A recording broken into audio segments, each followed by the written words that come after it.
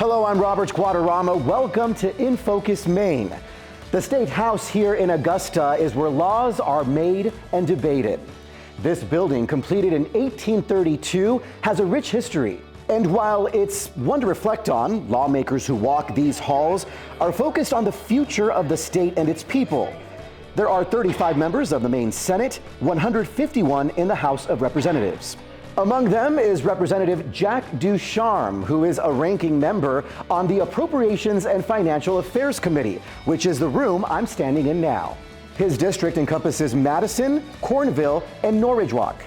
We'd like to welcome Representative Ducharme to today's In Focus, Maine. Let's start with the hardest hitting question. What's the story behind your tie? I serve as a ranking Republican on appropriations and spent a career in banking, and so having money ties was always something that was fun to do. Representative, you've been in your post since 2022. What first motivated you to run for office? I spent a lot of time in doing public service within my community. I was the youngest president of a Chamber of Commerce in the state of Maine when I was president of Skowhegan Chamber of Commerce. I was running a restaurant at the time, and being part of the Chamber of Commerce was an important thing. I was elected president. I spent a couple of years doing that. Bought a house in Madison, was active in the Madison Chamber. I served 6 years on the Madison School Board. During the 6 years I was there, we built a brand new elementary school. I was on a negotiating team that negotiated the first minimum starting teacher salary of $30,000. It's all about public service. I feel like I've been blessed in my life. I always tell people I don't know that I'm smarter than anybody else. I'm just willing to work hard, and I've always felt like I've been really blessed. Part of that blessing is giving back. That's what we do in my family. That's what we do. We serve on boards. We lend our expertise and our education and experience in areas where we think we can do good. My wife currently serves as the town manager of the town of Madison. We're active in our local community, and obviously I do this. I'm in my third term now. Was chosen to be on appropriations, which was, as I think I told you earlier, it was just a tremendous honor to be chosen to be on that. How has your background in banking helped you in your current role as ranking member on that committee? The quick and flip answer is, as a lender in the banking business, you learn how to tell people no. Right now, we're in a budget situation where we have to figure out how to tell people no. I mean, we cannot continue to spend the way we're spending. The old adage is we don't have a tax problem, we have a spending problem. Well, that's the absolute truth. We can't reduce taxes until we reduce spending. So it's kind of a chicken and an egg kind of thing. A lot of people say, well, we're going to cut taxes. If we cut taxes, then we won't have the money. But then your spending is not going to match up. You've got to prioritize the spending first. If you prioritize the spending first and say, well, we really can't afford to do this, get our spending down to this level. Okay, well, now our taxes are here. So now we can bring the taxes down to where it meets that list of priorities.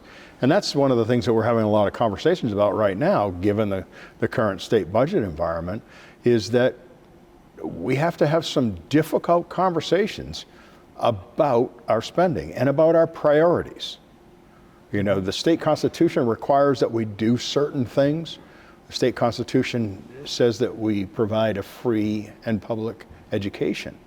Well, part of that is 55% general purpose aid to education, which is the plan that was brought forth in 2005 as part of LD1.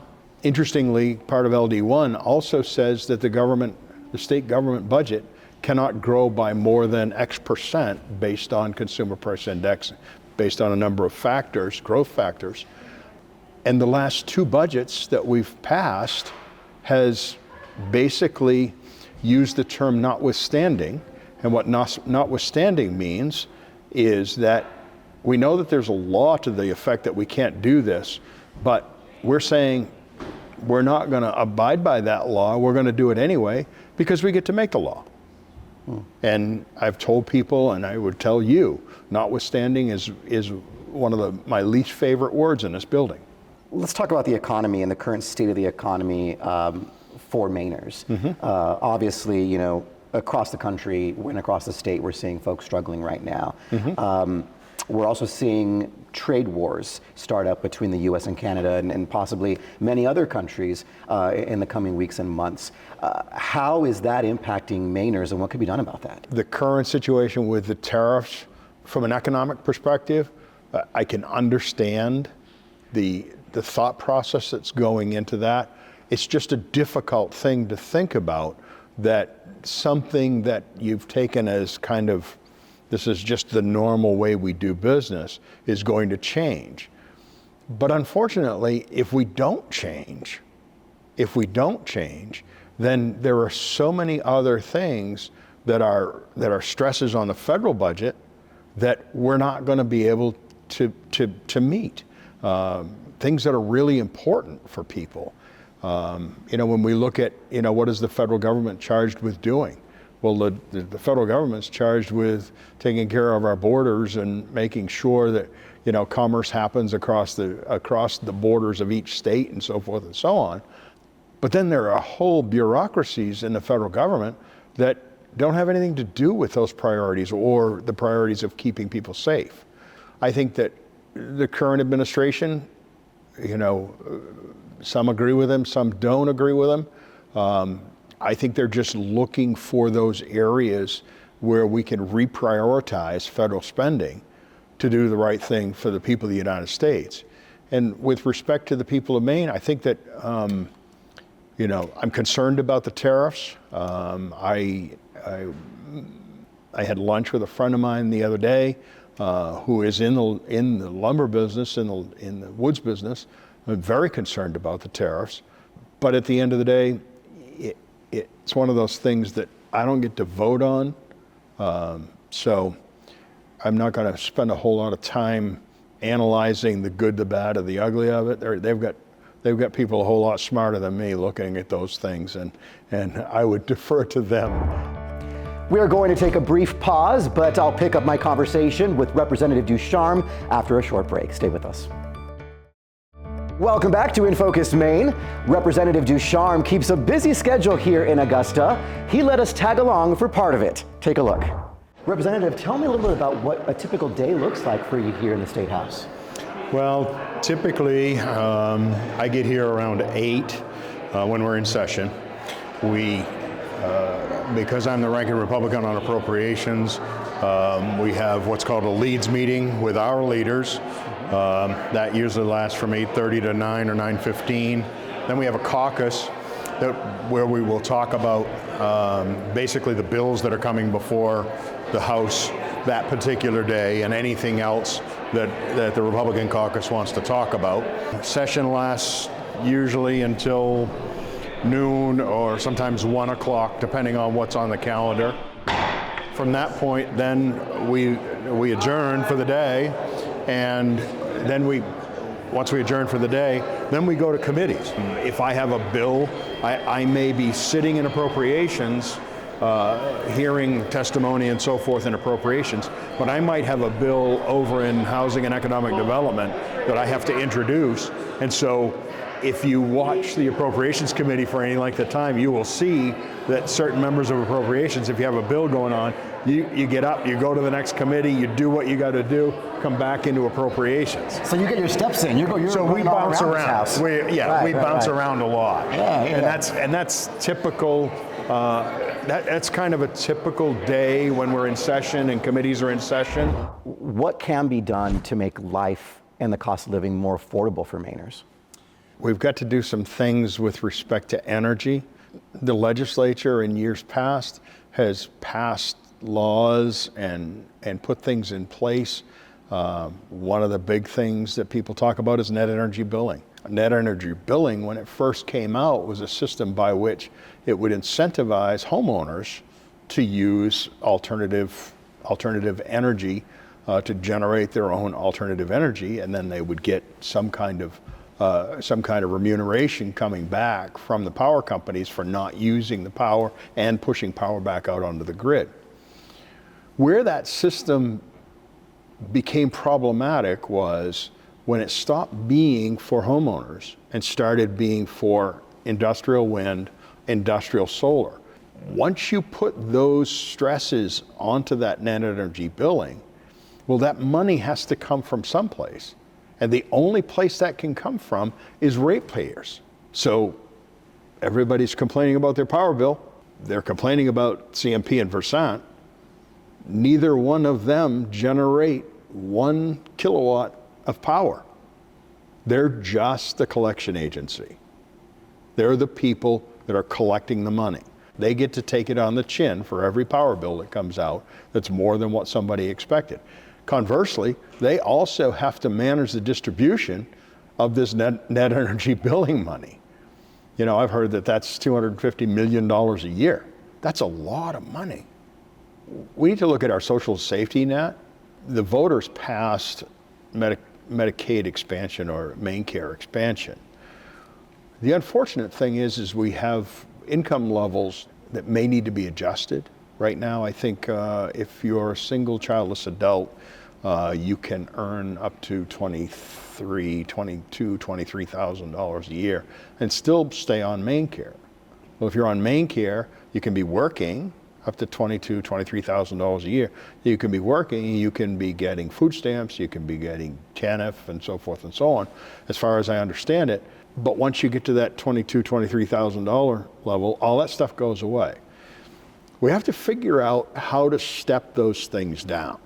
So if you're working and you're making, say you got a job that's going to pay you $30,000 a year, well, maybe it's appropriate to keep the insurance piece of that up to a certain piece, and then ratchet down some of the other things that are available as your income level goes up. Is that where you would put it at, 30,000? Is that what you would suggest? That was just a number that, you know. Where would you like to see it if you could pick a number? I think it's all tied to the federal poverty level. The federal poverty level right now, I think, is 16,000, between 16 and 17,000. And so the threshold for this particular cohort of Mainers that are on it, this is 18 to 64 single childless adults. There's about 86,000 people that are currently on Maine Care in that cohort. These are not people that have any disabilities, no children, no nothing, just single childless adults able to work. And that threshold is 138% of that federal poverty level. I don't know where that number is, because, you know, we go out, you can go to any business in your town where you live or my town where I live, and everybody's got a help wanted sign up.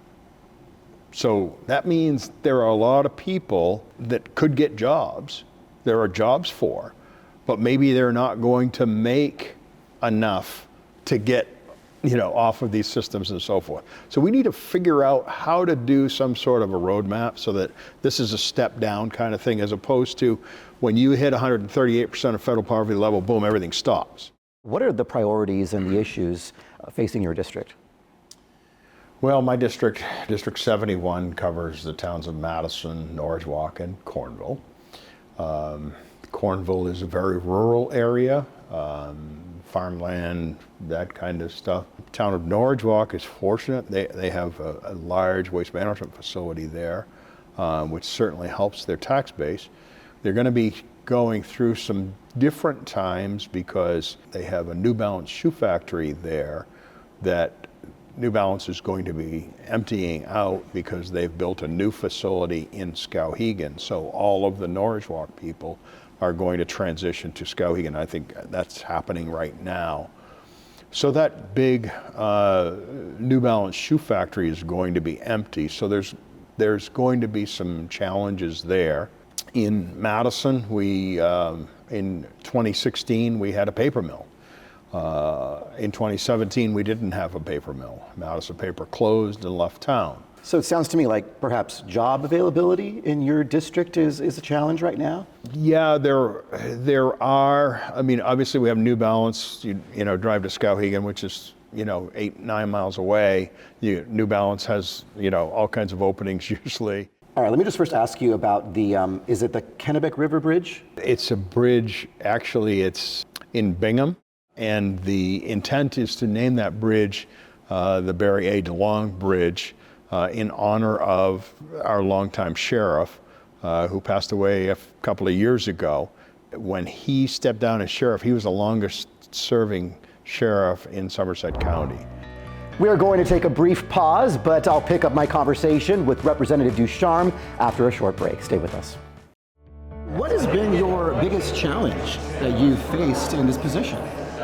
The biggest challenge in this position really is quite frankly being in the minority and not. I mean, there are some things that we can kind of work around the edges and get done. Sure. You know, but because my first two terms, the majority was, I think we were 13 seats out of the, you know, there were 13 seats difference. This year it's a little closer, you know, 73, I think we have 73, they have 76. So it's a little more important that the conversations that we have, they need us. Right. They need us to help out to do the right thing for the people of Maine. That's where we have, lots of times we have some real significant discussions about what the right thing is. Because what the right thing in Portland may not be the right thing in Madison. Sure. That's a real struggle, because Maine is such a huge state that when you get down, we always call it down below the Androscoggin. When you get below the Androscoggin, the needs and the priorities are significantly different than they are up where we live. And you get up around Aroostook County, up in Piscataquis County, up in Washington County. You know, there are so many, there's so much more geography up there that that's a problem in terms of how we do it, particularly because the power in this building is driven in that Portland, South Portland, in that coastal area where the population is. Right. And so we're here trying to do the right thing for our people, but we don't always have the ability. And that's the frustrating piece of it. Welcome back. Here's another glimpse at the day-to-day life for Representative Ducharme. Take a look. Don, how you doing, man? Very good, very good. Good to see you. This is our clergy of the day. Good morning, how are you? Good, I'm Donna. Nice to meet you. Good to meet you. And our singer of the day, right? Singer of the day. Morning, I'm Jim. Hi. Jack Ducharme. Hi, Jack. Don't be nervous. Oh, Just go up there and do it. thank you. I'm kind of like the fill-in guy. If they need somebody, they call me, hey, can you do it? I'm like, yeah, I already know the words. That's right. That's half of it right there. Not kind of, you are the filling. I am the fill-in guy. Oh, well, it's the way it goes. Yeah. All right. I like to sing. It's one of those things that's part of what I do. I've done the national anthem here in the chamber a few times. Oh, say, can you see by the dawn's early light? I serve kind of like as a ex officio backup to whoever gets sick and can't show up to do it. Light's last gleaming. I understand that you are the choir director at St. Sebastian Catholic Church in your hometown of Madison. Tell me about this. Yes, I am. How long have you been in the choir? I've been in the choir, I don't know, 25 years or so. And when I first started, they had a choir leader, and at some point in time, she retired, and then there was nobody to lead it. And I said, well, I can do it. So if I were to ask one of your colleagues, how would they describe you here in the State House? Well, I would hope that they would describe me as someone that listens, someone that helps them come up with good solutions to some of the issues that we face here using my experience. My whole State House experience is in part informed by my father-in-law, who served here in the State House, served as mayor of Waterville, was in the Senate, was in the House. I can look on the walls in the back and find his picture.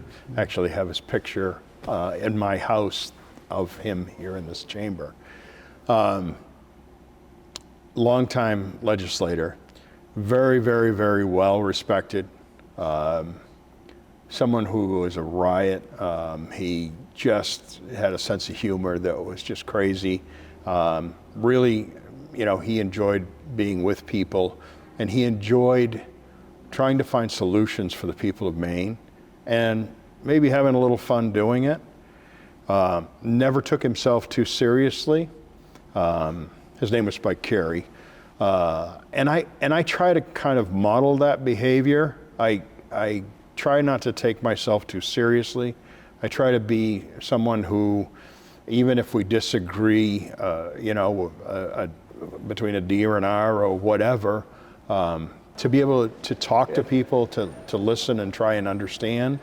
Because if I can't understand why they think a certain way, then it's pretty hard for me to either go along with them or get them to come to my point of view.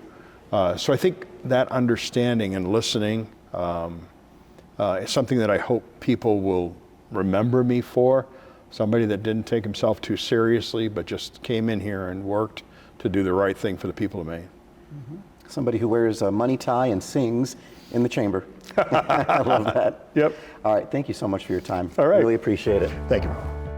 Our thanks to Representative Jack Ducharme, who was gracious enough to show us around and give us a glimpse into his life here in Augusta. We also want to thank you for watching In Focus Maine. I'm Robert Guadarrama from the state capitol. I'll see you next time. Thanks for watching our YouTube channel. To keep up with the important issues impacting our communities and hear more conversations with the people who are shaping the future, subscribe to our channel. You can also download our app or find Spectrum News on your TV for balanced, in-depth political coverage and more.